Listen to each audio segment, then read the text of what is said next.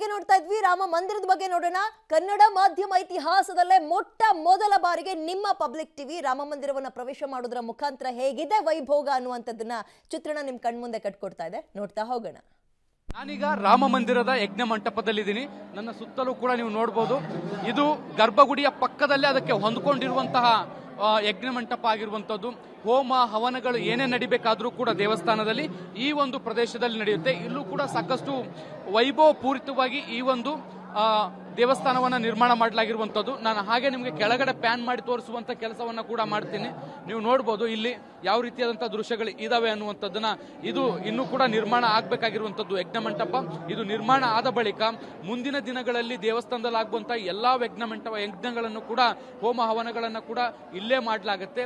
So ಸಾಕಷ್ಟು space ಅನ್ನ ಕೂಡ ಇಲ್ಲಿ ಮಾಡಿಕೊಡ್ಲಾಗಿರುವಂತದ್ದು. ಸಾಕಷ್ಟು ಜನರು ಕೂರ್ಬೋದು, ಏನು ಅರ್ಚಕರು ಕೂತ್ಕೊಂಡು ಯಜ್ಞಗಳನ್ನ ಮಾಡಬಹುದು, ಹೋಮ ಹವನಗಳನ್ನ ಮಾಡ್ಲಿಕ್ಕೆ ಬೇಕಾದಂತ ಎಲ್ಲ ವ್ಯವಸ್ಥೆಯನ್ನ ಮಾಡ್ಕೊಳ್ಳಾಗಿರುವಂತದ್ದು. ಅದೇ ರೀತಿ ಮೇಲ್ಭಾಗದಲ್ಲೂ ಕೂಡ ನೀವು ನೋಡಬಹುದು, ಎಲ್ಲ ಇಡೀ ಮಂದಿರದ ಬೇರೆ ಬೇರೆ ಭಾಗಗಳಲ್ಲಿ ವಿಭಿನ್ನವಾಗಿ ವಿಶಿಷ್ಟವಾಗಿ ನಿರ್ಮಾಣ ಮಾಡಿರುವಂತೆ ಅದೇ ರೀತಿ ಇಲ್ಲೂ ಕೂಡ ಮೇಲ್ಭಾಗದ ಚಾವಣಿಯಲ್ಲಿ ವಿಶಿಷ್ಟವಾಗಿ ಮತ್ತೆ ವಿಭಿನ್ನವಾದಂತಹ ಏನು ಕಲೆಯನ್ನ ಇಲ್ಲೂ ಕೂಡ ಪ್ರದರ್ಶಿಸುವಂತ ಕೆಲಸವನ್ನ ಮಾಡಲಾಗಿದೆ. ಅದರ ಜೊತೆಗೆ ಇಡೀ ಮಂಟಪದ ಸುತ್ತಲೂ ಕೂಡ ಬೇರೆ ಬೇರೆ ರೀತಿಯಾದಂತಹ ಕಲಾ ಪ್ರಕಾರಗಳನ್ನ ಅಥವಾ ಕೆತ್ತನೆಗಳನ್ನ ಕೂಡ ನಮ್ಗಿಲ್ಲಿ ನೋಡ್ಲಿಕ್ಕೆ ಸಿಗುತ್ತೆ.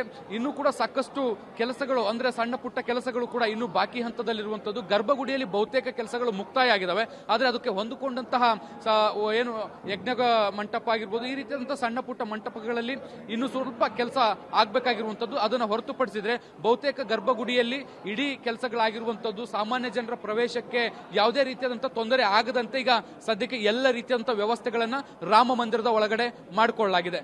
ಕ್ಯಾಮರಾ ಪರ್ಸನ್ ಜಿತೇಂದ್ರ ಕುಮಾರ್ ಜೊತೆ ಶಬೀರ್ ನಿಡುಗುಂದಿ, ಪಬ್ಲಿಕ್ ಟಿವಿ, ಅಯೋಧ್ಯೆ. ಈ ಭವ್ಯ ಮಂದಿರ ರಾಮ ಮಂದಿರವನ್ನ ಎಷ್ಟು ಹೊಗಳಿದ್ರೂ ಕೂಡ ಅದು ಹೊಗಳಿಕೆಗೆ ಸಿಗ್ತಾನೆ ಇಲ್ಲ, ಆ ಪದಗಳಿಗೆ ಸಿಗ್ತಾ ಇಲ್ಲ. ಆ ಪರಿಯಾಗಿ ಅದ್ಭುತವಾಗಿ ಕಟ್ಟಿದ್ದಾರೆ. ಮಗದೊಂದ್ ಕಡೆ ಕ್ರೌಡ್ ನ ಗಮನಿಸ್ತಾ ಇದ್ದೀರಿ. ಆಗ್ಲಿಂದಲೂ ಹೇಳ್ದಂತ ಇದು ತುಂಬಾ ಲಾರ್ಜ್ ನಂಬರ್ ಅಲ್ಲಿ ಸೇರ್ತಾ ಇದ್ದಾರೆ ಜನ, ಭಕ್ತರು ಬರ್ತಾ ಇದ್ದಾರೆ. ಇನ್ನೂ ಕೂಡ ಅಯೋಧ್ಯೆಗೆ ಹೋಗಿ ಈಗಲೇ ಭಕ್ತರ ಅಂದ್ರೆ ರಾಮನನ್ನ ನೋಡ್ಕೊ ಬರೋಣ ಅಂತ ಪುಟಾಣಿ ಮಕ್ಕಳನ್ನು ಸೇರಿದಂತೆ ವಯಸ್ಸಾಗಿರೋರೆಲ್ಲರೂ ಕೂಡ ಕ್ರೌಡ್ ಸೇರ್ತಾ ಇದೆ. ಎಲ್ರಿಗೂ ದರ್ಶನಕ್ಕೆ ವ್ಯವಸ್ಥೆ ಮಾಡ್ಕೊಡ್ತಾ ಇದ್ದಾರೆ. ಪೊಲೀಸರಿಗೆ ಮಗದೊಂದು ಸಲ ಹ್ಯಾಟ್ಸ್ ಆಫ್ ಹೇಳಲೇಬೇಕು ಅಲ್ಲಿ. ಅದರ ನಡುವಲ್ಲೇ ಈಗ ನೆನ್ನೆ ಒಂದೇ ದಿನ ನಮ್ಮ ಪ್ರತಿನಿಧಿ ಹೇಳ್ತಾ ಇದ್ರು 1.5 ಲಕ್ಷ ಟನ್ ಇದೀಗ ಟರ್ನ್ ಓವರ್ ಆಗಿರುವಂತದ್ದು ಅಂತ. 1.5 ಲಕ್ಷ ಕೋಟಿ ಅವ್ರು ಹೇಳ್ತಾ ಇದ್ದು. ತಿರುಪತಿಗೆ ಹೆಚ್ಚು ಹ್ಯೂಜ್ ಆಗಿ ಭಕ್ತರು ಹೋಗೋದು ವರ್ಷಕ್ಕೆ ಅಂತ ಇದ್ರು 3-3.5 ಕೋಟಿ. ಬಟ್ ಈಗ ಅಯೋಧ್ಯೆಗೆ ನಿರೀಕ್ಷೆ ಮಾಡೋದು 5 ಕೋಟಿ ಹೋಗ್ಬೋದು ವರ್ಷಕ್ಕೆ, ಭಕ್ತರು ಹೋಗಿ ಬರ್ಬೋದು ಅನ್ನುವಂತಹ ನಿರೀಕ್ಷೆ ಕೂಡ ಇದೆ. ಇದೆಲ್ಲದರ ನಡುವಲ್ಲಿ ಭಕ್ತ ಸಾಗರ ಈ ರೀತಿಯಾಗಿದೆ ಅಯೋಧ್ಯೆಯ ರಾಮ ಮಂದಿರದ ಬಳಿ.